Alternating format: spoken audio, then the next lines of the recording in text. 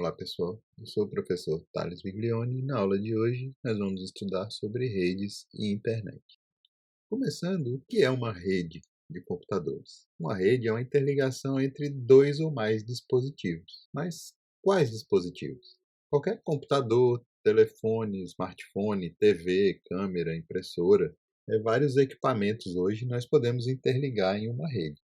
Mas para que interligar esses equipamentos? Basicamente, para que eles comuniquem-se entre si, compartilhem informações, compartilhem softwares, no caso de aplicações em nuvem, né? Compartilhem hardwares, no caso de impressoras, armazenamentos. A rede ela é formada por vários componentes. São dispositivos, estações e servidores, equipamentos de redes, os meios de transmissão e os protocolos. Todos esses componentes é que fazem uma rede de computadores. Os dispositivos e estações de trabalho são os que nos permitem utilizar a rede. Através deles, nós conseguimos acessar esses serviços da rede. E os serviços, normalmente, são realizados pelos servidores de rede. Os servidores são computadores mais potentes que normalmente nos fornecem serviços de aplicativos, serviços de impressão, serviços de arquivos, entre muitos outros serviços disponíveis na rede.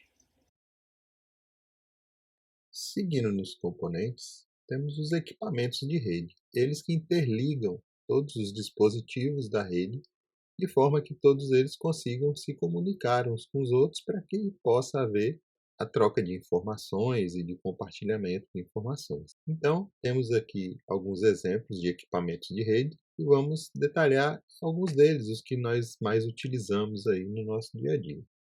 Começamos com o modem. Normalmente, para acessar a internet, precisamos de um modem para que tenhamos o acesso, né, ao nosso provedor de internet. O modem é um equipamento que converte os dados em um formato específico para transmissão em um determinado meio. Então, as informações que chegam no modem são convertidas para o formato por onde ele vai ser transmitido.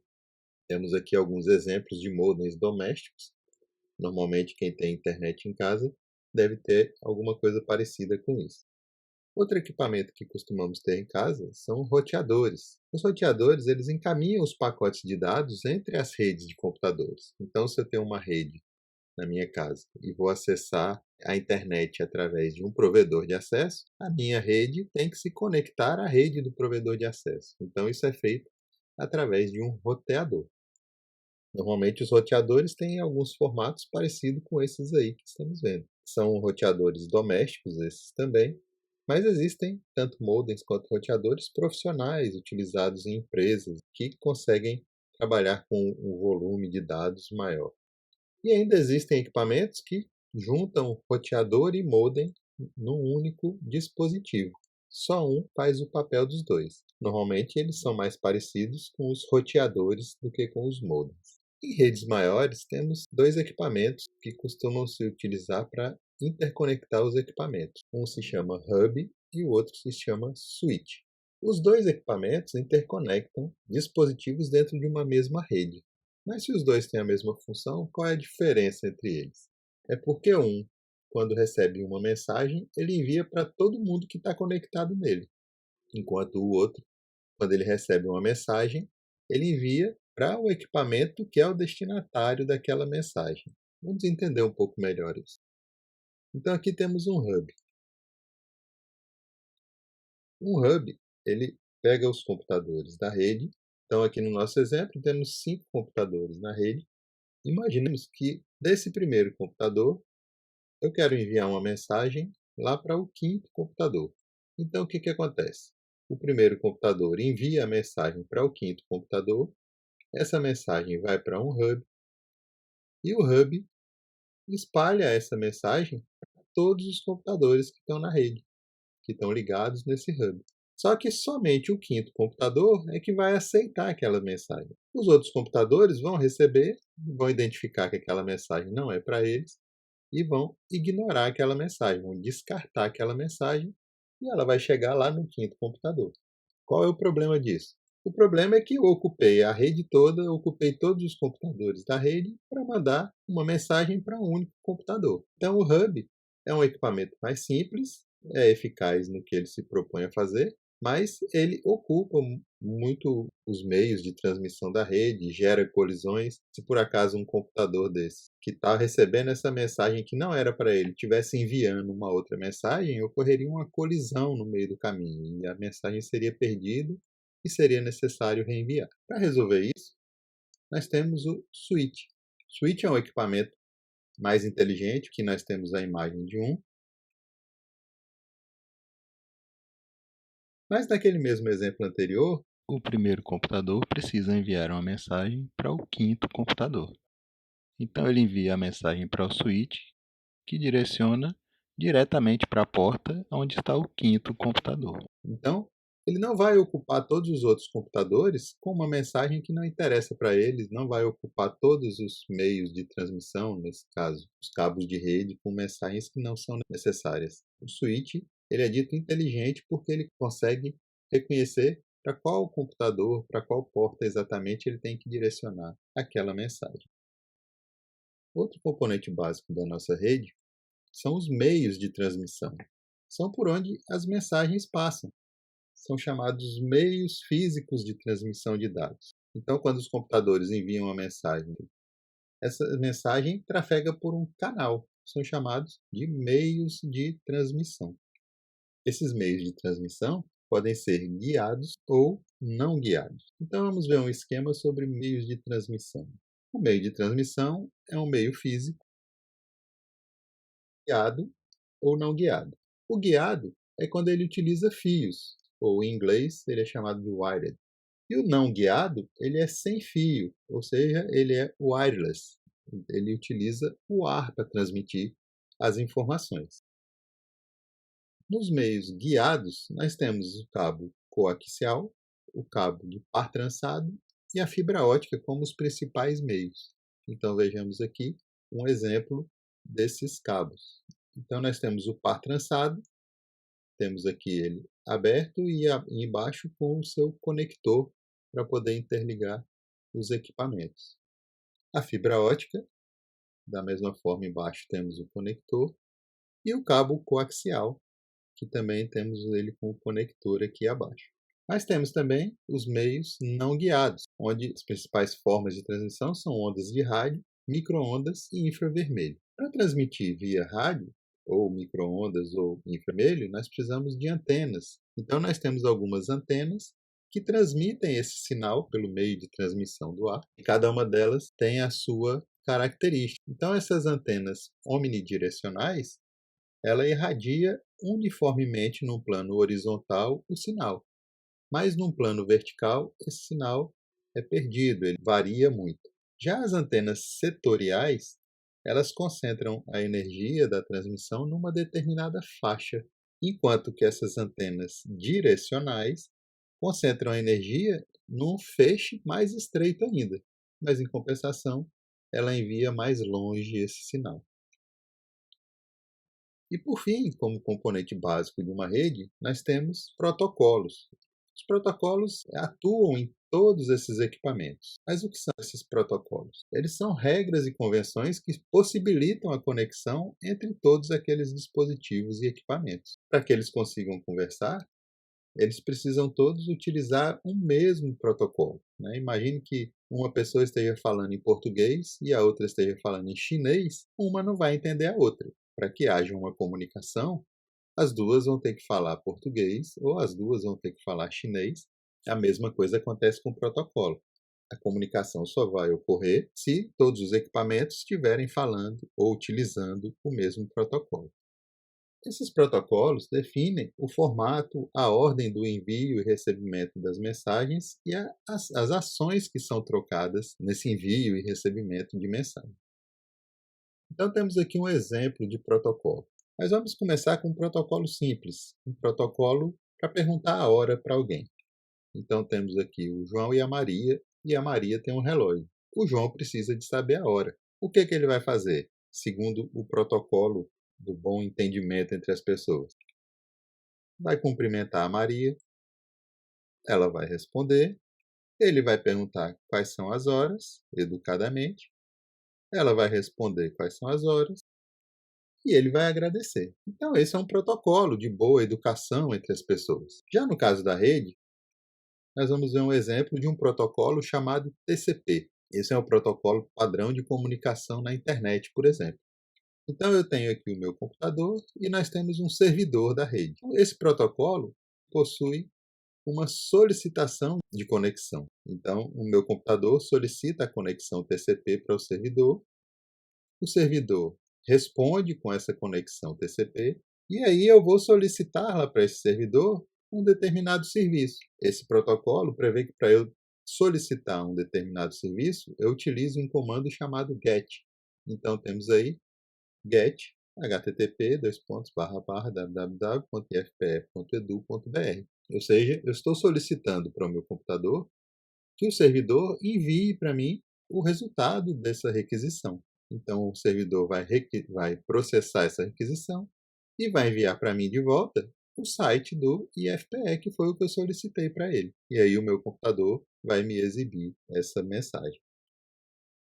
As redes podem ser classificadas de acordo com o seu tamanho, com a sua ocupação de espaço. Para começar, nós temos redes chamadas redes locais, ou no inglês são chamadas de LANs, então Local Area Network. Antigamente, e ainda hoje temos LAN houses. Então, essa LAN são justamente Local Area Network, ou uma rede local.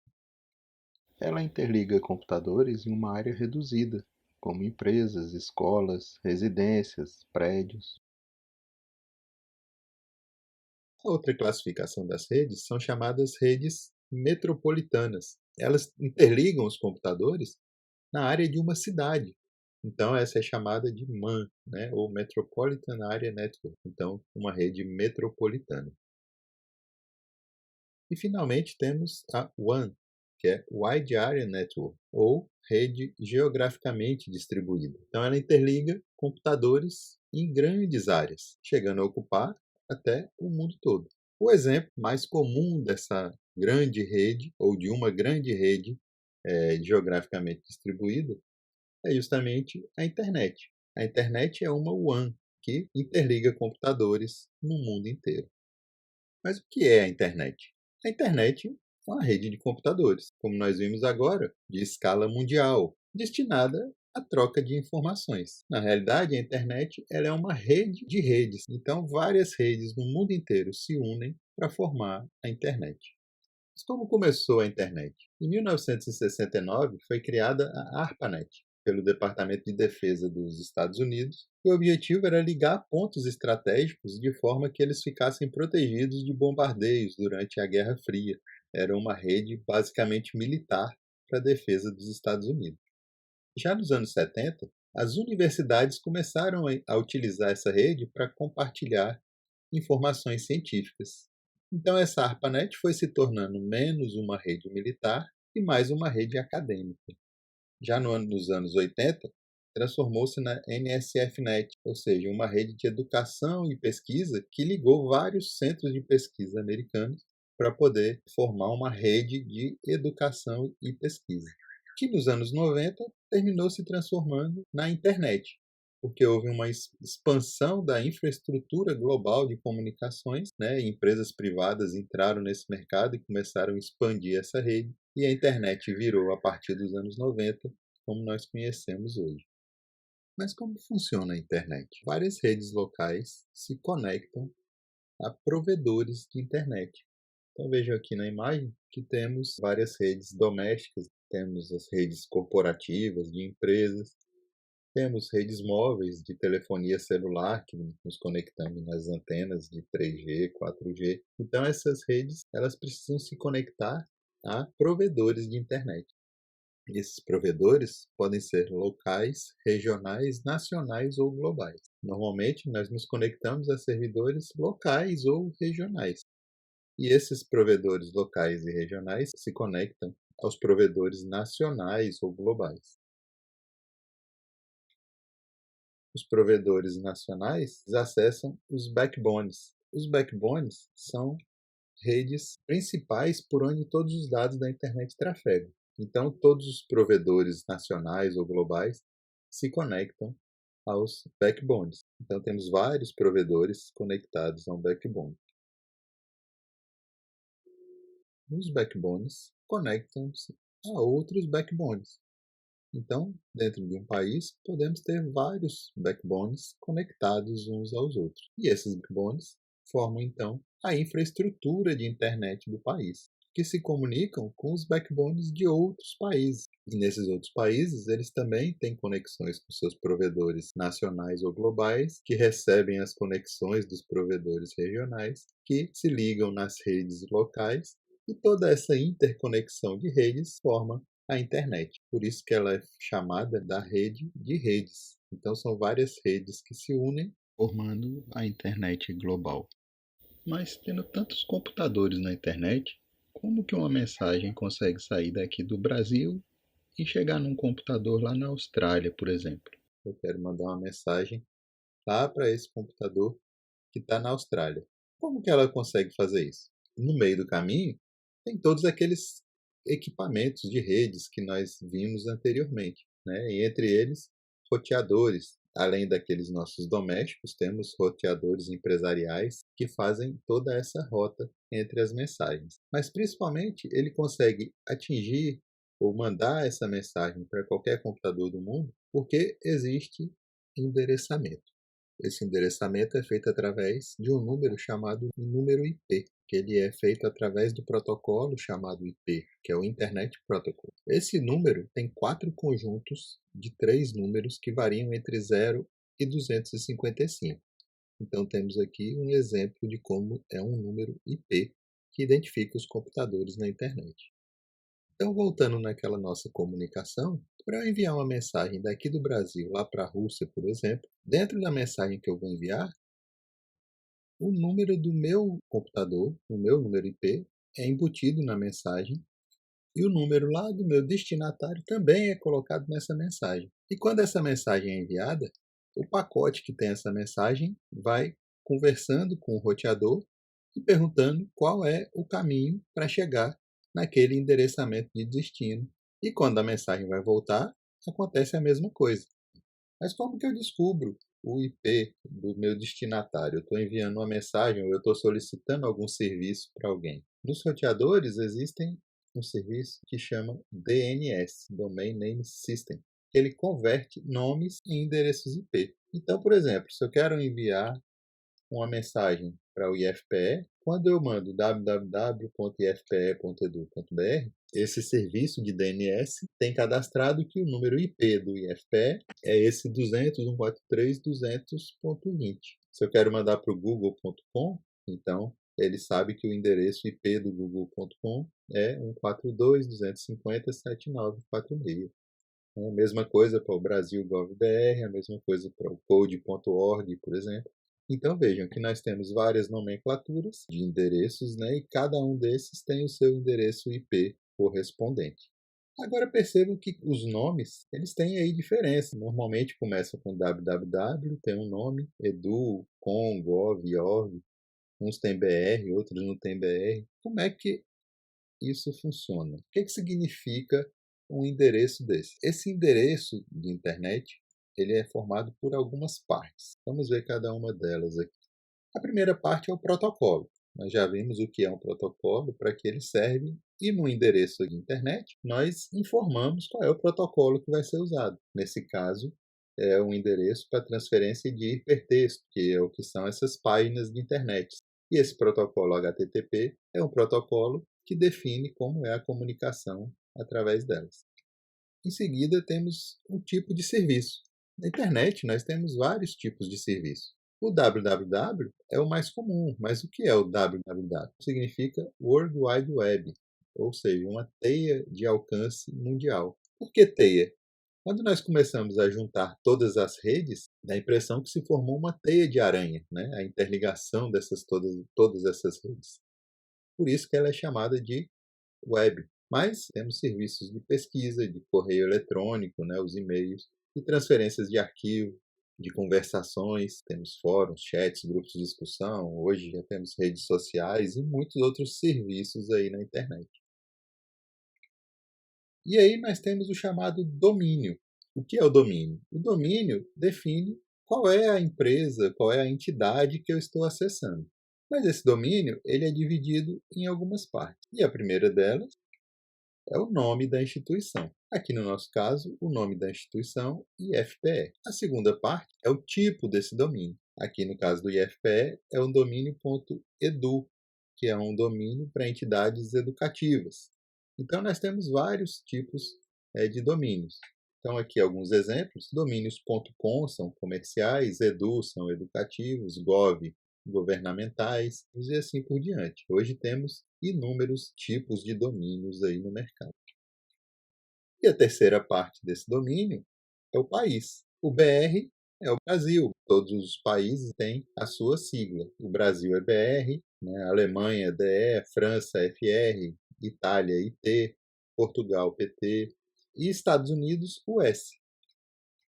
Mas nós temos um outro tipo de serviço que é o correio eletrônico ou e-mail. E o endereço de e-mail, ele tem esse formato que estamos vendo aí na tela. A primeira parte é o nome do usuário. Então, no nosso caso aqui, o nome do usuário é professor. Então, o que significa isso? A pessoa que vai receber esse e-mail, vai receber essa mensagem, se chama professor.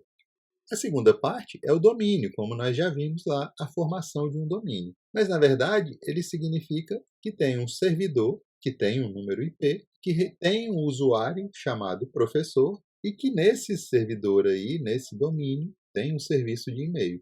Então, se você manda uma mensagem para esse servidor, dizendo que vai usar o serviço de e-mail e que essa mensagem é para um usuário chamado professor, ele vai pegar a mensagem que você enviou e entregar para esse usuário que tem lá no servidor.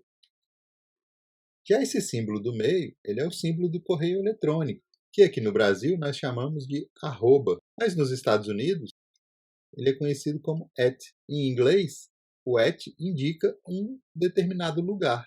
Então, na prática, o que o endereço de e-mail diz? Diz que no servidor do ifpe.edu.br, ou seja, nesse lugar, existe uma pessoa chamada professor que vai receber e enviar mensagens. E assim a gente termina essa aula. Qualquer dúvida, o meu e-mail está aí na tela. Podem entrar em contato e até a próxima.